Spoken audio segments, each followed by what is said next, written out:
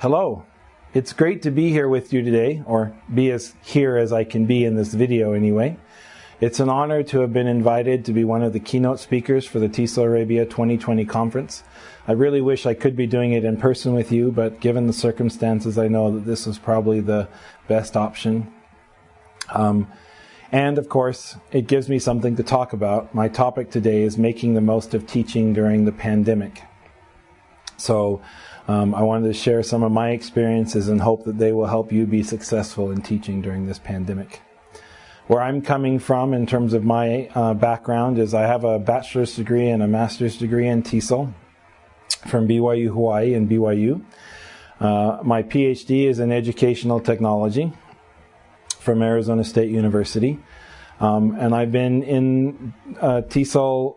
I've been a TESOLer for about 20 years or so, and I've had a chance to work with some really great people from all over the world. I've taught students from many different countries. I've presented at conferences. I've met with, I've worked with TESOL Arabia for several years. So I've had some really great experiences. Currently, I'm a member of the board of directors for the TESOL International Association. And that picture there in the center are some of the great people that I work with. That's been a great experience for me, and if you have not yet discovered the TESOL International Association, I hope you'll take a chance and go over to TESOL.org and check it out. The organizer of one of the organizers of the TESOL Arabia Convention, Christine Koom, is a past president of TESOL, and there are just so many benefits that come from being a TESOL member. There's the communities of practice, there's free online webinars, there's all kinds of different resources and tools to help teachers. Some of the things that I do in the field of TESOL, I have a couple of websites I run for teachers that provide resources. I'm also a co-designer of one of the world's largest online teacher training programs called Teach English Now. It's got about 200,000 learners in it that have gone through it, and we've got great feedback and had great success with that. And of course, I've written a couple of books about ways to teach online. I also, of course, wouldn't be anywhere without my family. They've traveled with me all over the world. They came to Arizona with me when we came here 10 years ago. And so I'm really happy and blessed to have them. This is one of our most recent family pictures that was taken when my son signed his contract to play football with the University of New Mexico. And so I've just been really blessed with my family. So they're a part of who I am, and I wanted to share them with you. So I'm going to talk about teaching during the pandemic. And if you're like me, sometime around mid-March, you got told that Zoom was going to be your new best friend and that you were going to be taking everything that you were doing in the classroom and you were going to be moving it online. And we had about a week to prepare. And then we started to deal with issues like Zoom bombers and getting young kids to log in, and students who tried to trick the teacher and help the teacher with the technology in not a good way and get them disconnected. You had parents who might have been confused as you were about how to use Zoom and how to get their kids on Zoom and how to transition to homeschooling. You might have had administrators who basically asked you to do anything and everything, to teach online in person simultaneously on a moving train while juggling in a burning building under the sea during a wrestling match with a T-Rex. That's kind of been my experience so far. So as I said, when I had to start teaching remotely in mid-March, this is about the transition of my teaching plans. I had great plans when the semester began. I was doing a great job for about a month or two. And then I was told I had 1 week to move everything online and started teaching online. And I had remote teaching plans made. And then you always wonder, but I think my actual teaching was really not quite the same as my remote teaching plan. So I learned a lot from that experience. And my goal here is to help you learn some of those same things that I learned, so hopefully you'll have more success. So I really think it's important to think of first things first, and there are certain things that need to be in place before students can learn online. I'm sure you've seen this graphic of Maslow's hierarchy of needs that talks about the physiological needs that students have, and the safety needs, and love and belonging and esteem and respect. And before students can actually do any learning at all, they've got to have those first 4 tiers covered before they get to the 5th tier, which is the self-actualization, because that's where actually learning is. And if they don't have if they don't have food and clothing and shelter, and they don't have safety, and they don't feel this connection with their teacher, and they don't have self-esteem, they're not going to be able to learn. And so this hierarchy of needs is a great analogy for a lot of things, really, but I've created what I call Shewell's hierarchy of needs for online learning. So I'd like to share that with you. So I think the first thing that students need is they need their equipment. Okay, if they don't have a device, they don't have a laptop, tablet, or a smartphone, they don't have an internet connection, there's really no point in going anywhere else, because they're not going to be able to connect with you remotely at all. So those needs have to be taken care of first. And that's been one of probably the biggest issues that we've had here in the United States, especially with the school districts, is not having enough of that equipment and that technology. And so trying to fulfill that need before we can do anything else. The second thing that students need once they've got the equipment is they need to have an environment where they can learn. They have to have a place that's quiet and calm, that isn't full of distractions. I had a student in my class last spring who he Zoomed with me one time, and I realized after a couple of minutes that he was in the bathroom.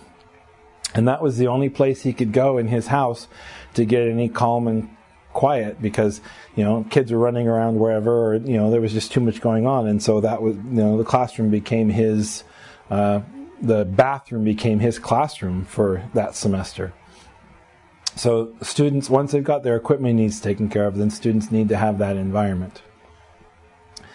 If they have the environment, then they're going to need that community and that interaction with the teacher and with other students. They've got to feel that connection. If they feel isolated, it's going to be very hard for them to learn. They're not going to be motivated. So they need to have that sense of belonging to a class, belonging with a group that generally would come easy with a face-to-face learning situation, but that takes a lot of work to actually build and connect in online learning situations. Students also need to be self-reliant. They need to be self-starters. They need to be able to be the ones that say, okay, I'm going to do this activity. I'm going to log on to class. I can do these things, these asynchronous activities that we'll talk about. I can do those by myself. If they don't have that, then they need to have support that can help them do those things. A parent or a roommate or somebody who's helping them get, when they have technology issues, etc. So they have to have that sort of self-reliance, because as the teacher, you're not there in front of them to help them anymore. And once they have all of those things, then we can kind of get to the place where actual learning can take place. But you still have to be careful here, because if the students are doing the things that we used to do online only, things like individual practice, they're taking a few multiple choice quizzes, or they're studying grammar or vocabulary from some website, that's not the type of learning. They're not going to get anything out of that. They need to be doing the things that you were doing in your classroom. They need to be doing projects and assignments. They need to be being creative. They need to I put outside audience on here. If they have an outside audience that they're writing for example, that's a great motivator and gets them engaged in wanting to write, because now they have a purpose.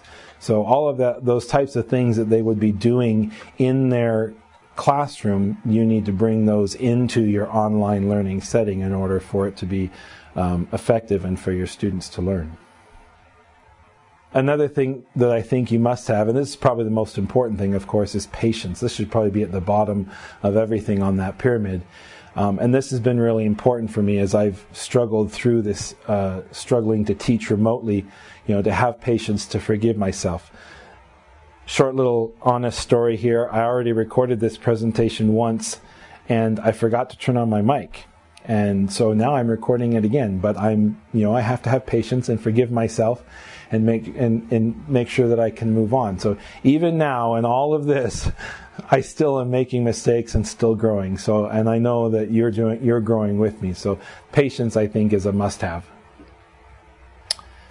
I want to talk now about knowing the difference. And when I'm talking about the difference, I'm talking about the difference between remote teaching and online learning, because as you can guess, they are not the same thing. I work in a department at ASU, and where my job is basically helping professors move courses online. Take courses that maybe they were teaching in person, maybe they've never taught before, but they teach them in an online setting. And we spend a lot of time planning how they're going to do assessments, how they're going to do lectures, how they're going to do these activities, because most of these classes are taught asynchronously and they're not meeting with the students live. And so it takes a lot of planning to be able to figure out how you're going to do all of the things that you might do in an in-person classroom and do that in an online learning setting. Whereas remote teaching, you had 1 week, like I did, to figure out how you were going to teach. And most of the time that meant just moving what you were doing in person into Zoom. And even though it seems kind of like it's working in some cases, it's not the same context. And so there are some differences that have to be considered. This is a good illustration of one of those differences. I actually had a student a couple weeks ago. I ended class a little bit early because we'd finished all of our activities and I didn't have any other reason to keep them. And so I told the students, I said, okay, I'll see you guys next week. If you have questions, I'll stay on Zoom. And one by one, all the students dropped off except for one student. And, I said to the student, I said, hey, are you still there? Do you have questions? And I didn't get any response. And I stayed on Zoom for maybe about 5 minutes. And finally, I just figured, they must be sleeping or something. And so I just ended the meeting. But in person, that student would have been there. They would have, it would have been much different than now they're online. And I didn't really have any idea if they were being engaged or not at all, because I couldn't see and I couldn't hear them. One of the models we turn to when we look to how to organize remote teaching is the model of the flipped classroom. And I know this isn't a new idea, but it's one that can inform your remote teaching. The flipped classroom is the idea that students are doing activities outside of class, things that maybe they normally would have done in class.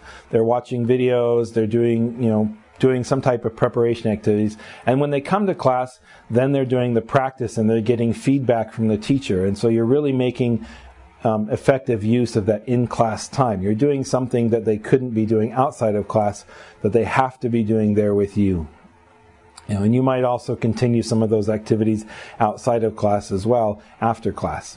So that's the idea of the flipped classroom, and that's really important to understand, because when remote teaching, you're going to have to figure out what are some of the things that must be done during class time and what are the things that the students can do without you.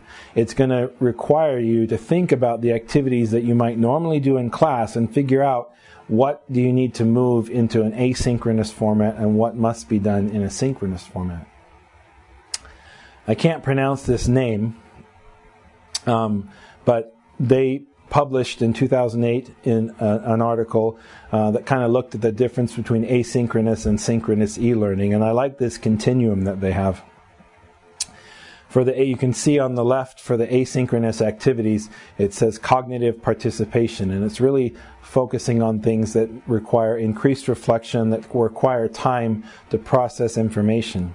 On the right, you have the synchronous activities, and you have things like personal participation and motivation and convergence on meaning. To me, that basically means that in synchronous activities, the students are going to be more motivated, they're going to be more engaged, they're building that community. Whereas the things that are doing asynchronously, those are things that that take time for them to learn and for them to process. And that hopefully that can help you kind of pick out some of the things that you may want to move from synchronous to asynchronous. Here are some of the things that I think could be moved into the asynchronous area. Definitely, most of the lectures that I give could be pre-recorded and the students could watch those as videos. If there's not any interactivity in your lectures and in sort of question and answer type things going on, that's something that the students could watch on their own. Demonstrations, etc., those can typically be done, they can be recorded and the students can watch them outside of class. Students can participate in discussion boards, they can collaborate with other students. through things like Google Docs, doing individual practice, some of that rote memorization type stuff that they were already probably doing outside of class, worksheets and such. Definitely they can be working on projects outside of class. Don't think that just because you're moving into remote teaching that students can't do projects anymore. Students can record videos, they can draw, they can take pictures, they can do all kinds of different things and then upload those into a digital space to complete projects. So definitely please consider continuing to use project-based learning in your remote teaching situations. They can do group meetings with other students via Zoom or Google Hangouts or whatever it is, things that they don't need the teacher there for. Basically, anything that requires time, or anything that requires differentiation. So if you have students from different levels and you know that this student is going to take 20 minutes, but that student's going to take 3 hours, that's definitely something that you would want to move into the asynchronous arena. While we're talking about asynchronous activities, we should probably also talk about video, because video is one of the things that most people turn to when they're looking for things for the students to do outside of class. So just some tips for making engaging educational videos. First of all, you want to keep your videos short. Definitely no more than 10 minutes, but 5 to 10 minutes is kind of that optimal range. If it means then that you have to break up your lectures, or whatever, then that's fine. I like to focus on just one major concept or idea in each video. If I'm teaching grammar and I've got 5 different grammar points, I'll make 5 different videos rather than putting it all in one. So it just makes it easier for the students to digest. It's a little bit more motivating. They know that they can, go 5 minutes and then they're done with one video and then go on and watch the next one. You also want to make sure that you're talking to your students, not at them. That you're using the personal pronouns, you and your, that you're sharing personal information, that you're using what we call warm language. A lot of teachers do that naturally in the classroom, but then when they come in front of the camera, they kind of stiffen up and they might think they have to be all academic, but your students want to see you. They want to know who you are. And so especially if these are students that you might not have met before, because, hey, you're starting a new semester, right? And you haven't had a month and a half to get to know the students before you move to the remote teaching. So you want to make sure that those students can get to know you through these videos. Make sure that you're including interesting visuals, that you're not putting in lots of text. You want to make the video something that the students enjoy watching. And you want to make sure that they're relevant. By relevant, I mean the video has to have a purpose, something that the students need. It's got to help them achieve something for the course. It's got to solve a problem. It's got to answer questions that they had in the discussion boards. It's got to have something that makes them want to watch it. You also need to hold students accountable for watching the video. Otherwise, you have no guarantee that they will. That could be something as simple as having a little quiz. It could be something as you're going to ask them questions, when they come back in to the live session, but you've got to have a way to hold students accountable for those videos.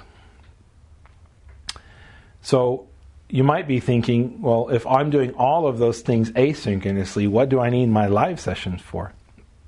I'm glad you asked.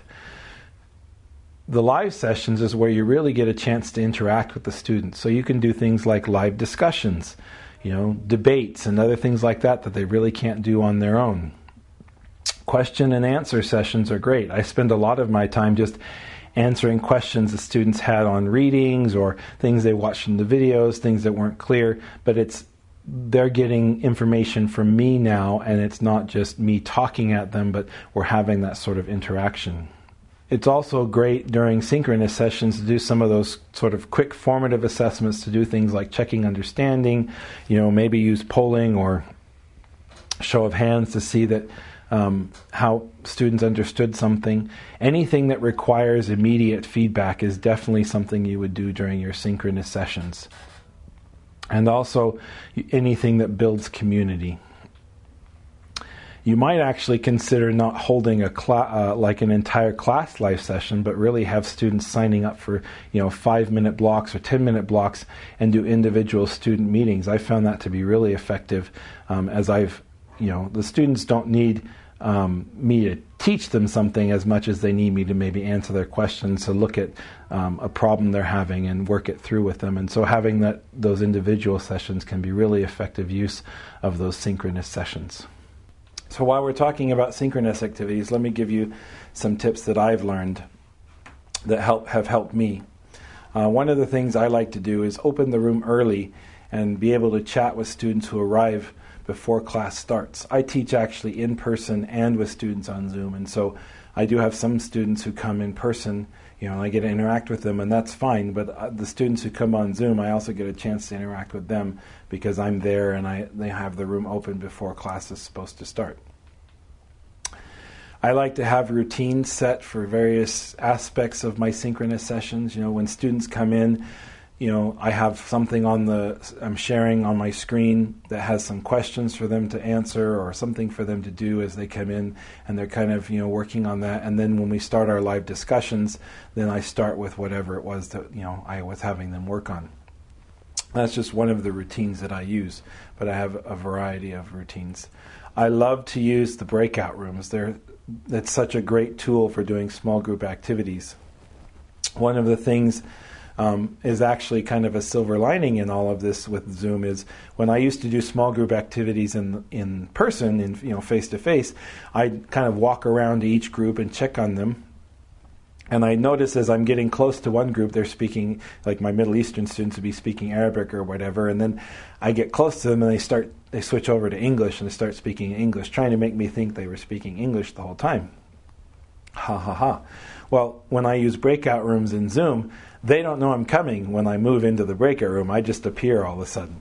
And so it's funny, I've caught students a few times not speaking English, for example, and then and they all try to act cool and everything, but I know they weren't speaking English because when I popped in, I heard non-English, and so it kind of encourages them to speak English a lot more, which I thought was kind of funny. I like to spend time building community, getting students to interact with each other, me interacting with the students, as I've said. I like to use live polling activities to check understanding, things like Socrative. Zoom has a good polling feature. So those are some things that I use. The students love watching, I'll put up a question and do the poll, and then, it shows the results right there, and so they love watching that on the screen. I take attendance by having students complete a task. I'll talk a little bit more about that, why that's important, but that's one of the things I do. And I record all my synchronous sessions for those that can't attend. I have a couple of students who, because of time zone difference or whatever, they might not be able to attend my synchronous classes, and so those recordings are a great help. It also helps the international students, or at least where we are, because they know they don't have to focus so hard on taking notes and writing everything down, because they know they can go back and watch it again. So here at ASU, we're actually teaching what we call ASU Sync, and it means that I have students in my class in person in front of me. I also have students remotely on Zoom, and as I mentioned, I have students who might even be accessing asynchronously only and not be able to attend synchronously. So one of the things that's really important in that situation is to consider the remote students first. And if you only have remote students, there's still a lot of things on here that you might need to consider. So it's important to have a remote mindset. One of the things that comes with that is being aware of your camera. What does your camera show? What do students see behind you? Teachers who teach only online typically will, they'll set up some type of a studio per se, where they have different things in their background, etc. But if you're not used to that, or you're all of a sudden teaching from home, that might be something you have to worry about. Funny story: when I first started teaching in March, and I was teaching from home because we couldn't go to campus, my office where I was teaching in my house is actually right next to a bathroom. So I'm teaching my class, and one of my sons walks out of the shower in a towel and walks right behind me. And I didn't even notice for a couple seconds until I saw him, and he didn't realize I was teaching. So my students got to see my son in the towel for a few seconds before he ran out of the room, sort of embarrassed. So being aware of what your camera is showing behind you is really important. Along with that is kind of knowing where you can go off camera if you need to. If you need to silence your phone or cough or do whatever, where can you go so that, and kind of knowing where that line is where students, what can be seen and what can't be seen. How clean do you need your desk to be? Do you have to wear pants? etc.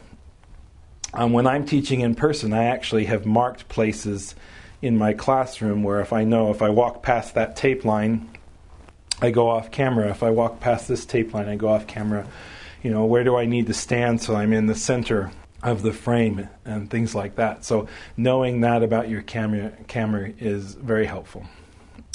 You also, as I mentioned before, want to manage your interactions with procedures and routines. I mentioned the opening routine that I use. The bigger the class is, the more you need that structure. So bring those same routines that you had with, in your in-person class, bring them into your online class, adapt them as you need to. You want to make sure that you're responding to students equitably.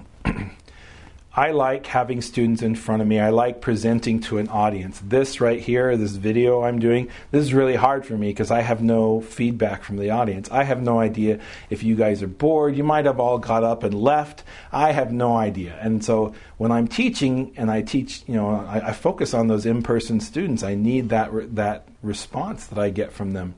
And so that makes me more want to answer the in-person students' questions and sort of neglect the remote students.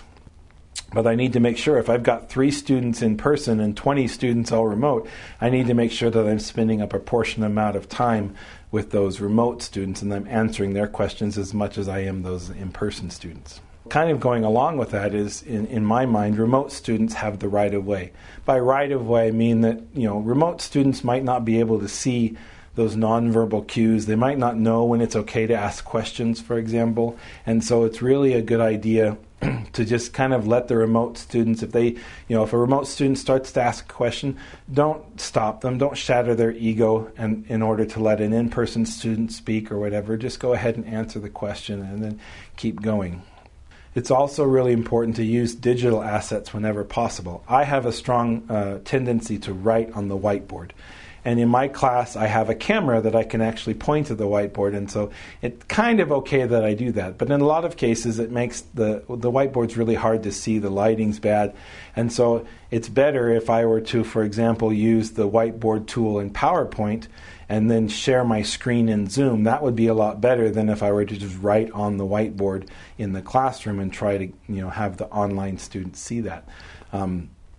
So using those digital assets whenever you can is really important. And then also making sure that you're posting those resources online so that the students can go back and look at them again. Like I said, all the recorded, I record all my live sessions and post them online for the students to watch. I talked about how I log attendance with a student action. I usually have them complete some type of an exit ticket to show that they've attended the live session. The reason this is really important is if you have students who don't attend the live session, then you want to make sure that you know who those students are because they might need access to alternative activities or alternative assessments to make sure that they're getting the same learning that the in-person or the live session students got. And so you've got to know who those are, and that's why taking attendance is really important. Finally, I want to talk about using your team. And when I say team, you might ask who is on your team. And there are a lot of different people who can be on your team. Think people like fellow teachers, instructional designers like myself, technology support staff, parents, even students can be on your team and help you and provide resources when you need them. So think about those that are around you and those who could be on your team and try to create your team of your support team. Know who your technology support contacts are for both you and your students. Who do the students call if they have problems? If they contact you, who do you send them to? This is important whether you're teaching remotely or not. It's just important for teaching in general. But find peers who can support you in different ways. I'm usually the guy that people come and ask when they have tech questions. But I'm usually the guy that goes and asks people if I need ideas how to teach certain activities, or if I need an idea for how to teach grammar, for example. I'll ask my peers, I'll ask my colleagues, because usually teachers have great ideas. And so knowing who you can ask for knowing who can support you in that is really good idea. Also, don't forget about your students. Ask your students to contact you if they have technology problems. Ask your students to help you if you know they can when you have technology problems. If I'm teaching a live class and I've got students on Zoom and all of a sudden the camera goes off, I won't know it unless I'm monitoring it or unless the students tell me. So that's a really important aspect of that technology support, is having the students let me know when they have technology problems. Finally, it's really important to practice with the technology, getting used to it. Go ahead and record some practice videos. Like I said, this is the second time I'm recording this. The first time I'll just consider practice, and now that I'm used to the camera and I'm used to the setup, hopefully it goes a little bit smoother the second time. Practice teaching live, recruit some friends or peers to be your students, get used to the technology, maybe have students come into your Zoom room, or you might even have like a parent night or something where the parents get on to the Zoom with the real, and see what the technology that the students are using. So then the parents can provide support to the students when they have issues, and the parents kind of know what's going on. That's a great way to get the parents involved and for you to practice with the technology and for the students to practice with the technology as well. So all in all, I know that there's a lot going on right now. I know that teaching during a pandemic is definitely not what you signed up for when you decided you wanted to be a teacher. But I also know that one day soon everything will be okay. And hopefully the tips and things that I've shared with you will help you find some success this fall. But until then, here's a picture of a panda. Thank you very much.